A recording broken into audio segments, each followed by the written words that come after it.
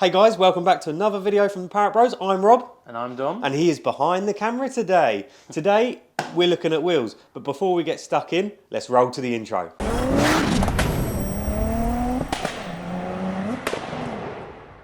So, go on. Hey! Who's taking charge? Hang on. Yeah, so today, guys, we're looking at the wheels and how you would find the perfect offset, perfect size, and all that sort of stuff. Me and Dom, we had a nice set of donor wheels before, so we had a starting point, so we used the offset of that to then work out the offset of these. They were 14-inch, these are 15-inch. But do you want to tell them how we would sort of go through? Yeah, so we had Mazda, they were Mazda wheels, they were 14s, so you already had an offset because it's printed on it, you already had a PCD wheel diameter, tyre size. So there's a brilliant website called willtheyfit.com. I'll put it down in the description. Yeah, nice. And that allows you to put in your current wheel setup and a new wheel setup, tyre setup, and that can be anything you want from 5-inch to 25-inch, tyre size, anything you want. And it will give you loads of different variants. It will tell you things like how much further in it will be from your current setup. That how was much like nearer to the strut, wasn't it? Nearer to the strut. How much further out it will sit and how much more poke it has compared to the last one. It'll also cover things like speed variations. So it might tell you if you change your rolling radius that your speedo may be out by a certain increment, which is very important because at the end of the day, if you're doing 30 and you're actually doing 33, you might get caught speeding. Exactly. So that's one to avoid. That's quite interesting, isn't it? Yeah. That's quite a good one. And it literally takes 10 seconds to just tap the details in. Does it also tell you, say you went for a bigger tyre or something, it tells you like the tyre distance between, so obviously if you're going bigger... No, it'll just tell you the rolling radius difference. Oh, okay. But then it's relevant. I mean, you have to sort of take it with a pinch of salt somewhat, because you'll kind of know with your wheel, you can measure it outwards from the centre to know how big it is. Now, different arches will fit different wheels. So now, if we're obviously talking specifically about the arches that we've got fitted, but yours may differ, so do check that first. Now, we measured a really basic way of doing it was we had our donor wheel on, and then what we did was we sort of made some spacers. We actually had a block of aluminium, it was like 15 mil, I think. Or 20 mil. I think it was like 21 mil, something like that. Yeah, so we took that, and then we put that on, and then we put the wheel on afterwards, which literally just sat on the edge of the threads. But then it allowed us to see how much more width we could take, whether it was too much, whether it was not enough, and then from there you can make the decision. Now with the front just have cycle arches, so providing your arches are wide enough to take what it is that you want to fit, you'll be all right. And you so on ours as well, you bend them to suit. Yeah. So you can have a 13-inch or a 15-inch, because obviously your bend's going to be higher or lower. So with ours, 15-inch, perfect. Yeah, so the rear, what is sort of determined on base the rear on what you're going to do, and then the front will follow. Now you can use staggered if you want to do a staggered fitment. Have wider rear, especially if you're going for those really wide arches that sit really flared. You could go for 10s. Yeah, possibly 10-inch wide maybe.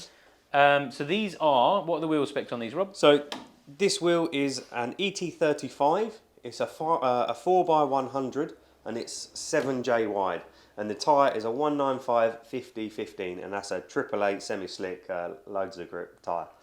Okay, so now we're on to, now you've got an idea of what size you need your wheel to be, then you get to go on the internet and try and work out what you want to buy. Now that's probably one of the harder ones because there is literally thousands of options. Millions of options. You can even go to the extent of having some custom CNC machine because the price isn't actually horrific because really you're only going to be on 13 or 15-inch wheels probably. So we'll give you a bit of perspective. These were, in the end, I think these cost about $560-ish. For bare wheels. For bare wheels, no tyres. Maybe even a little bit cheaper because I did get a little bit of discount. So about 500 quid. Yeah, about 500 quid.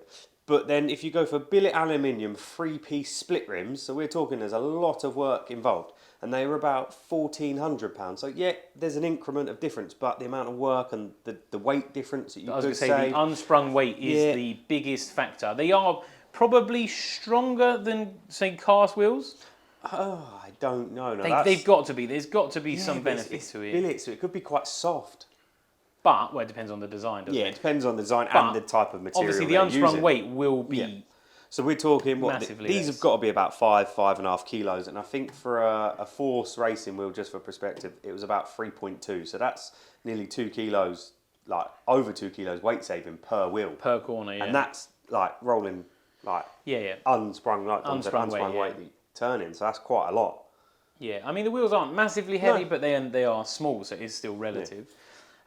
So wheel-wise, you want to buy something reasonably strong, so a decent brand. Don't get suckered in on eBay to replicas or things that look good that don't have a name that you've ever heard of, because the likelihood is they could be made out of chocolate. Yeah. First bump, you bang them, especially on track days. You hit, you go onto the rumbles, and you could quite easily sort of hit one of them on an angle, and you could quite easily break a wheel. And the last thing you want to do is break a wheel. And so these are rotors. These were from Rim Style, I think. So they're a very sort of well-established company. They've got thousands of wheels. One thing you've got to remember is sometimes different wheels have a different centre bore. So you have to have a spigot ring. And with these, they supplied spigot rings, they supplied new nuts. So a bit of a bonus because... So did you tell them what car they were going on to? Yeah, so I just give them the reg of the old Mazda that we had. But you could just tell them it's like a Mazda MX-5 98. And they'll supply the bits that you need. Because obviously that's the uprights we're using. You might be using Ford or something, so just check your PCD, your centre bore. Yeah, your centre bore. Make sure that you've got the right spigot ring for the wheel. Because obviously you don't want it slopping around on those studs. Yeah, to be fair, where's your caliper? It's in the drawer. Top drawer. Yeah, black box. Oh, okay, so yeah, one of these will be one of your best friends going forward, because to be honest with the kit, the amount of times you'll get asked questions of what's the size of something. For centre bore, literally just grab your vernier, spin your wheels off, and just put it round where the bearing sits on the outer side, and it'll give you a measurement. Usually they're between 50 and 70 mil. Yeah, I think these are 57.1, something random like that. And if you've measured it and you're not sure, head over to something like on Google, just type in Mazda MX-5 Mark 1 wheel PCD, and it will give you the PCD, the thread pitch. It will give you the centre bore and all that kind of information. So loads of information. I'll put a website down in the description as well, so how you can check that. And the centre bore of these, I think these wheels were like 64. So obviously you do need to go size up, smaller, otherwise you've got that slop on the centre bore.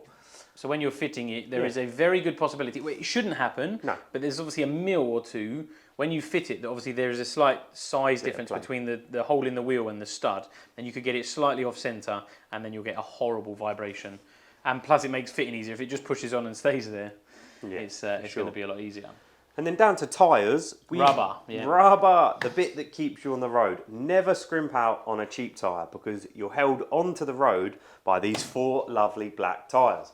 So I'd always recommend getting a decent quality tyre. Doesn't have to be semi-slick, but I'd always go for like a good brand, something like a Pirelli, Bridgestone, not Michelin. Michelin. This is no ad, but a good quality tyre. You don't want something like an Accelera ditch finder. Yeah, Ling Long. They might be good, but I personally wouldn't recommend it. When you've got sort of, you're only this and that, sort of this is keeping you on the road, you want something good. And because if you're building a kit, the likelihood is you're probably only using 13s or 15s, so the price isn't as bad. No. And also a caveat with that is the tyres don't wear as much, because the car doesn't weigh a great deal. So they will last you quite a bit longer. Now, tyres are so dependent on what you plan on using it for, budget, the way you drive, and all that kind of stuff. So do your research. There's a great channel on YouTube where they compare different brands on the same car. Tyre review, yeah, that's where I done mine. And they literally, they'll take the same car out and they'll try 3 different tyres on the same day, the same track, everything. And they will show the difference, why you would buy it, why you wouldn't, reasons why you might buy it, and things like that. Now, if you're going to do a lot of touring, maybe the semi-slick isn't for you, because it's more suited for summer. They do have quite a good wet grip, but it's not as good as... On the 888. Yeah.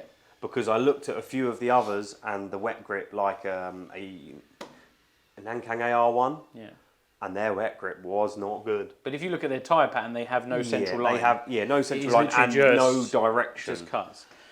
So yeah, worth looking. If you're going to use it in the rain, or you think you might get caught out in the rain, it's worth having something that is potentially suitable. I'll be honest, if you're using it for road-based only, with no intention of taking it on track, which is probably unlikely, but you never know, I would go for something like a Michelin Pilot Sport, a Goodyear Eagle F1, something... They actually don't do a Pilot Sport 4S in this size. No, they'll do a 4 though, or a 5. Well, no, you struggled. Really? I did have a look, yeah. Oh, okay. So Go for the top name brands. something like a Uni Royal Range Look at something that's got an A or a B in both dry and wet grip, and then you'll probably not do bad. Yeah. Track days wise, honestly, there's probably 10 track day tyres you can choose from. Yeah. Price is probably within £100 from low to high end. Yeah, so if you unless you want AR ones. if you get well AAA Rs are normally the most expensive tyre on the market. How much are they, Rob? But if you look at what you've got to do for me is find the most commonly used size. So then that brings the price down because they sell more of them. So these are a 195 50/15, common as muck, and I'll give you a little thing. These were £380 for a set of 4. And less to than me, 100 quid each. that is a bargain. That is a bargain. That was with a 10% discount code on eBay. So normally there'd have been what? Yeah, but from eBay, anyone can go on eBay, and usually them discount codes are pretty good. Even MK Sports Cars, I think Neil said £108 a tyre, £109 a tyre. Which still isn't bad. If you hadn't have found them on eBay cheaper... If I hadn't have, and it was only because they had that discount code. Otherwise, I would have got them from Neil. But yeah... £440 ain't bad. Yeah, £440 for 4 semi-slick AAA Rs GG, and they are probably one of the best tyres on the market for track day, summer use sort of thing. Yeah, but I mean, so yeah, that's kind of all it is to wheels and tyres. I mean, if you have any questions or you can tell us what you've got and all that kind of stuff, have a jump in and drop us a message, and we'll be more than happy to help you with that one. But until the next one, guys, bye for now. That's our food. You all right, pal? Yeah, good, you?